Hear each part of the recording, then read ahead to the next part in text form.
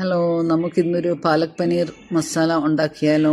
ഒരു പാത്രത്തിനകത്ത് വെള്ളം എടുത്ത് അതിനകത്ത് ഉപ്പിട്ട് അതിനകത്തോട്ട് പാലക്ക് കഴുകി വെച്ചതിട്ട് ഒരു 4 മിനിറ്റ് അടച്ചു വെച്ച് വേവിക്കുക. എന്നിട്ട് അത് ഊറ്റിയിട്ട് അത് തണുത്ത വെള്ളത്തിനകത്ത് ഐസ് വാട്ടറിനകത്തിട്ട് വെക്കുക.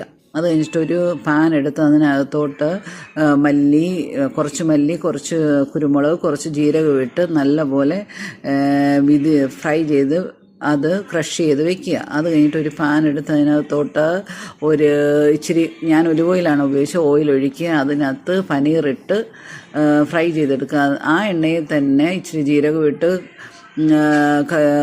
വെളുത്തുള്ളി ഇട്ട് മുളക് പൊട്ടിച്ചതിട്ട് സവാള ഇട്ട് വഴട്ടുക.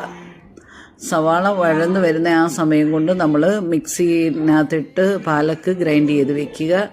അത് നല്ലതായിട്ട് വഴണ്ട് കഴിയുമ്പോൾ അതിനകത്തോട്ട് ആ പാലക്ക് ഗ്രൈൻഡ് ചെയ്തിടുക. പച്ചമുളക് ഇടുക, പിന്നെ നമ്മൾ തക്കാളിക്കായി ഇടുക, പിന്നെ പനീർ ഇടുക. അത് കഴിഞ്ഞിട്ട് ക്രഷ് ചെയ്ത് വെച്ച് പൊടിയും ഇട്ട് ഉപ്പും ഇട്ട് ഇളക്കി 10 മിനിറ്റ് വേവിക്കുക.